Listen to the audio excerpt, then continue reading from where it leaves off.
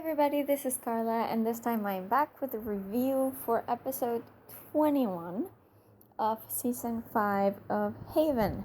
This episode is titled Close to Home, and I have to say, it was a lot of a slower episode than the previous ones for me. I don't know, maybe it had something to do with the way it started, because it started off, really slow with Nathan and Audrey. That's not to say I didn't love that, because I am a Nathan Audrey shipper, have been since day one, and that kind of, domesticity and just the sweetness of them finally having a moment together, us seeing Nathan's home for the freaking first time, if I'm not mistaken, that was kind of a big deal for me. So I like that.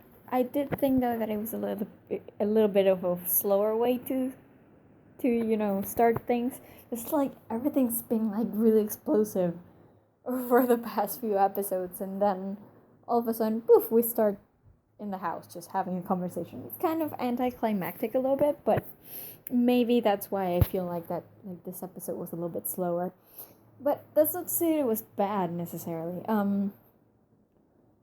Like I said, I love that scene. Just the two of them being together and reassuring each other of how much they love each other and how much they want to just be together without any crazy situations getting in the way, which is kind of a lot to ask in Haven, but yeah, it's just one of those moments that I really, really treasure in this show, because we don't get it that often. There's always something happening, but I liked it. I liked that Duke came back. I mean, I knew he was going to come back, I guess, because he'd already said he would come back.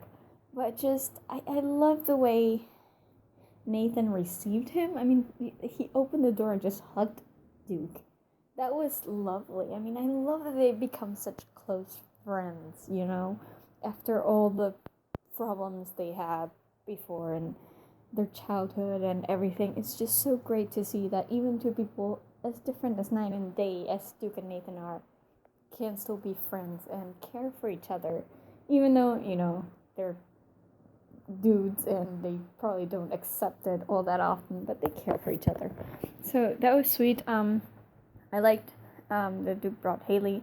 And Haley, I mean, at the beginning when I saw her there, I'm like, they didn't tell us how he convinced her to come, but then I figured it's Haley, so she doesn't have much judgment personally.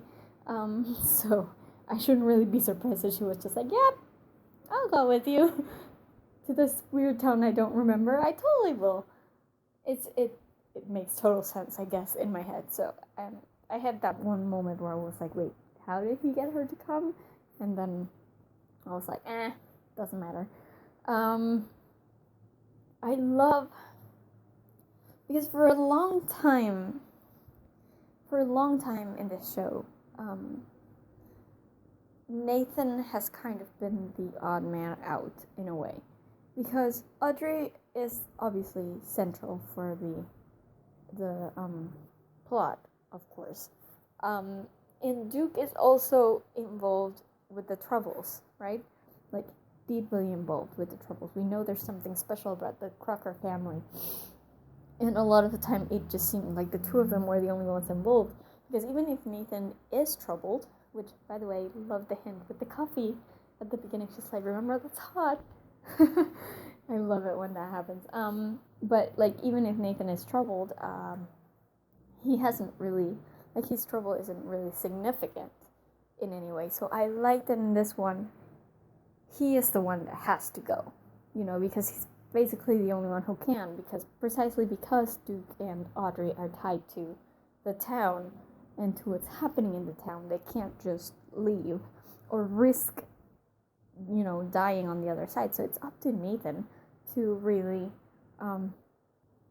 freaking save the world this time around. You know what I mean? It's like, it's up to him. He's the one that has to risk his life by going into the void. And both I both like it and dislike it, because Nathan's my favorite character. So seeing him and the possibility that he might actually, like, stay stuck in the void for ever.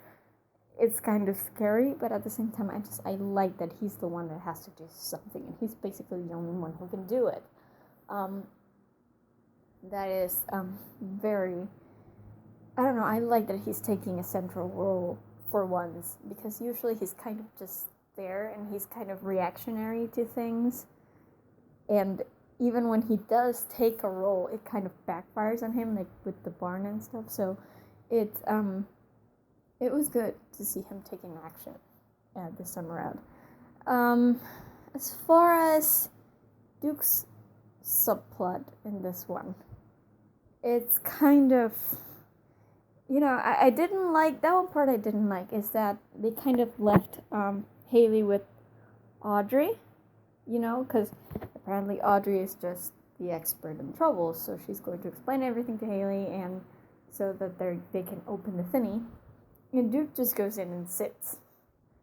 And it's like, Duke is the one who knows her the best, right? So why is he not there making sure that she doesn't screw things up by mistake or just because she wants to, That I thought was kind of bad, wrong in a way. It's kind of silly. If you have Duke there who knows her better than the rest of them, why not have him there?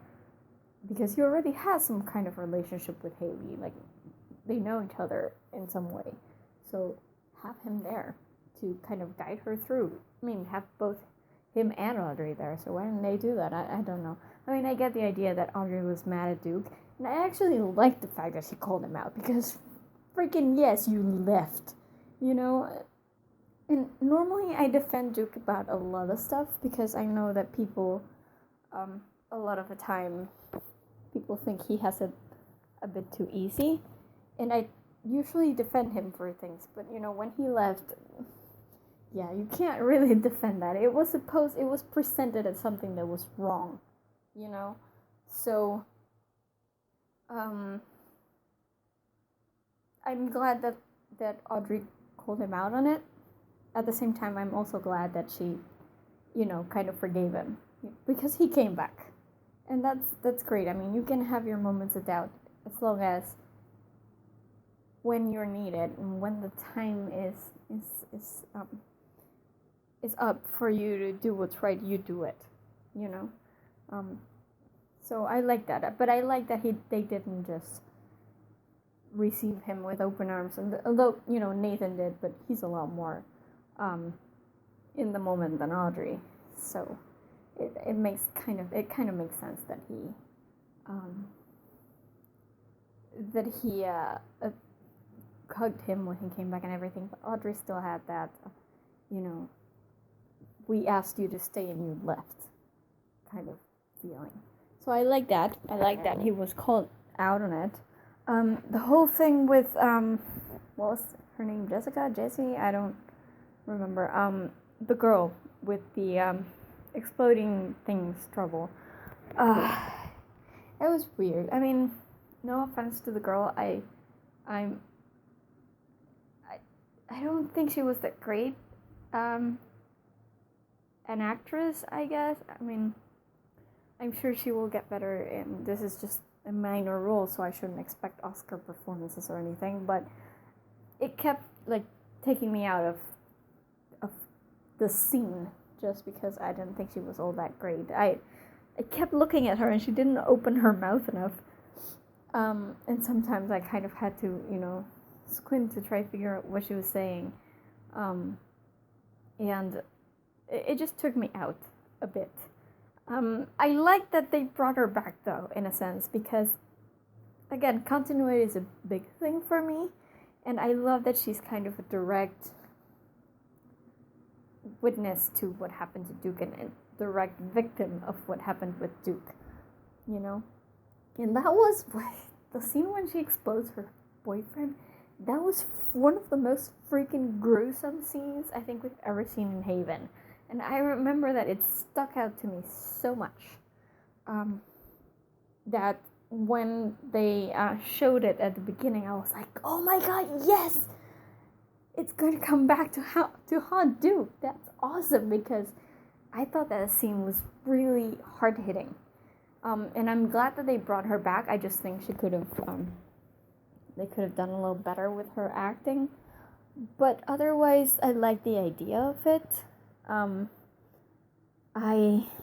Again, when Audrey sort of tries to make people, understand things, so that they won't use their trouble, sometimes it works for me, sometimes it doesn't. And this time it felt a bit like it was a bit too easy, I guess. Because if all she wanted to know was that Duke cared, okay. But, even if he cared, even if he felt bad about it, I still would have been a little bit, still angry with him. So, I don't know. So that bit was a bit kind of off for me. Meanwhile, in the void, apparently the void is a lot like Earth, except desolate for some reason. I found that very interesting because I really was expecting something completely different. But then I remembered that there was a flashback of Mara and William frolicking around in a forest somewhere at some point in like the really old-timey clothes and whatever. And then I'm like, okay, so maybe that was the plan for the void all along. Maybe it's not that they, ran out of budget and had to improvise and just shoot in some forest somewhere. So I thought, okay, I'll give them a pass on this one, but I really was expecting something else from the void. It's okay though. I like that William is there. I love that William is there. I really do. Because I may not have liked William, like the idea of William, but Colin Ferguson is awesome. Okay? And the humor that he imprints on William is fantastic. So I enjoy that he's back. Obviously, I hope that he doesn't get back to Haven at any point, because that would be a catastrophe, especially since we only have, 5 episodes to go or something. So, I just, I like the idea that he's back. I like the idea that he's facing Nathan. Because, they have the whole Audrey, Mara, we used to be together kind of parallel. But there's such different personalities, and I don't know, I like the idea that in the void you have to kill someone with your bare hands. So I think it's a good thing that William is back. I look forward to seeing him in the next episode as well. But I don't know how they're going to get out of that place. I'm hoping it has something to do with William Shatner, but I'm not getting my hopes up because I'm usually wrong about these things, so I don't know. Just the whole idea of the void, and I really liked. And I know. So, I haven't read any reviews or seen any comments because I usually see it a day later than most people do. The episode, So I haven't read any comments, but I don't know. Part of me gets the feeling that maybe people aren't too happy with the whole, white-haired Audrey/Mara clone whatever thing. But I actually really like that part. It makes sense to me that parts of the barn are left over around in the void. And if it's the barn, aka the thing that made Audrey regenerate every 27 years, then I like the idea of there being kind of a blank, kind of like a blank canvas for Audrey.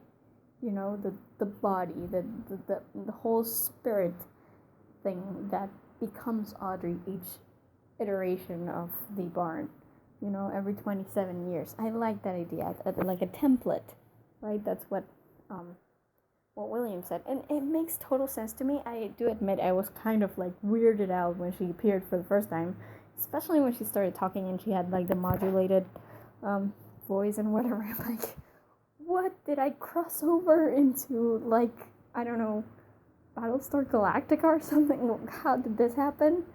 But she grew on me really fast. And I don't know, I really like the idea because it makes sense that the barn has a kind of pre-programmed Audrey clone thing that it just releases every 27 years. Like, they just download the data onto Audrey's brain and then just release her. Kind of like a template.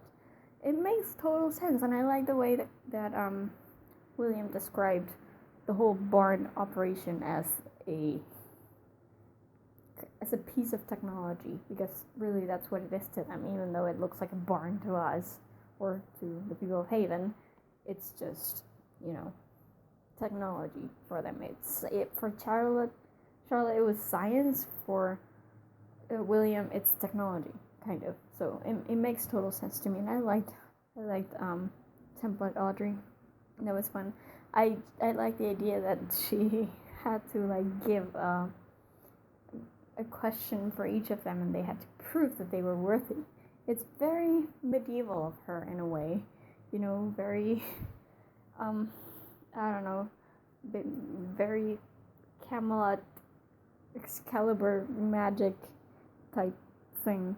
So I thought that was interesting, and I like that it basically clears up the whole idea, because all this time Audrey, since the ending of season 3, we've all been thinking that this was created as a punishment for Mara, or as a punishment for Audrey, as she said, that she had just to keep going back and keep going back and keep going back and losing the people she grew to love, and losing the man that she loved, as punishment, basically. But I think even back then, even in season 3, I kind of knew that it wasn't a punishment. It was supposed to be kind of a lesson for Mara, because Mara did not love anyone. She did not love anyone, and she toyed with people's lives. And I think that's kind of what they wanted her to learn. Maybe she does have a sentence that she has to complete. Maybe that's why Audrey has to keep going back into the barn. But I like the idea that it's not a punishment, but it's a lesson that they're trying to teach her. And it's worked, because by now Audrey really does care about the people of Haven. She really does care about people who have troubles. So it's working, and I love that it's working. So I thought it was a great scene. The whole scuffle in the end, where they get trapped in the void, when the thinny closes, that's kind of whatever. I guess they just wanted to have William around one more time. It couldn't have been so easy, because we still have 5 episodes to go, so there's gotta be some doubt that Nathan will make it back or not. At present, I'm not really feeling nervous. I mean, there's a little bit of that, but I don't think they're gonna leave him there. Of course, he has to go back to Audrey, duh. Come on. And, but, and on the other side of the thinny, I knew that the whole thing with Haley was coming. As soon as Audrey was saying, we want to end the troubles forever, and they flashed to Haley's face, her expression. It was like, she's gonna go. She's gonna go and leave her without a thinny. Of course she will. I mean, I saw that coming. I do hope that, Duke gets off his ass and actually looks for her and convinces her to come back somehow, because, obviously Nathan has to come back again. I'm not worried about that. They're gonna convince her somehow. But it's one of those things again where, Haley's being a brat, and I'm like, I don't really care. So, whatever. They will convince her, and she will open the thingy at some point, I'm sure. And then the whole date thing, I didn't really care for. I like the idea that I like what Vince said, that he's like, if I have to kill him myself to save Haven, I will, but we're not at that point yet. I like that, and I still don't know what Vince's freaking trouble is. I want to know. Come on. Are they ever going to tell us? There's 5 episodes left. This is totally unfair. I want to know. But apart from that, I really like that he didn't give up on Dave. I thought it was kind of stupid of them to bring Dave along. And to tell him what they were going to do, because it's already kind of been hinted at with Charlotte that Croatoan is killing people that might kill him or it or whatever it is. So why would you bring Dave to the one dude who might be able to help? You know? I found it funny that not only Croatoan could kill the dude, but he could also hold back Vince and Dwight, so he obviously has some kind of power. You know, it's not just absorbing things. He obviously can do some things apart from that, but I don't really care. Honestly, I don't really care about Dave. I'm actually kind of hoping that he dies, not because I don't like him or anything, but because I think someone has to die. I don't think they're gonna kill Audrey, Duke, or Nathan at any point. So I'm kind of actually hoping that they'll die. I still want to know who the dude who talked to Duke was. I hope they tell us soon, because it's getting really annoying for them not to say anything. But yeah, I don't know. I mean, this was a good episode. It wasn't a bad episode, but it was slower than the previous one. So at parts, I was kind of like, they're kind of stretching it, blah blah blah. But there were some things of it I really liked. I like that Duke is back. I like that Nathan's taking initiative and actually being a central part of what's going on for once. I like the encounter with the template in the void. I like that Colin Ferguson is back because he's crazy funny, and I love that.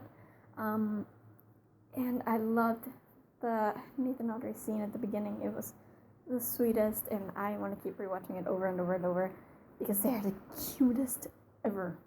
Okay, so yeah, pretty much there were a lot of things that I liked. The pace might not have been as good. Some things might have been predictable in the long run, but it is what it is, and I'm sure it's kind of an intermediate point until we get to actually have Nathan back and do something about the stupid troubles. I hope they don't focus too much on Haley next episode, but I guess that they will, because it has to open the thingy again, so they have to get her back somehow. I just hope it's not too bratty for me to sit through, you know? But yeah, I mean, it was a pretty good episode, not as great as the other ones, but I liked it. I guess that's it for my review now. If you guys want to see more Haven reviews, be sure to visit thegeekypub.com. We have reviews for all the previous episodes of Season 5B. And we also have reviews for other TV shows, books, movies, games. We have a ton of stuff over there, so be sure to check it out. And I will see you guys in my next review. Bye!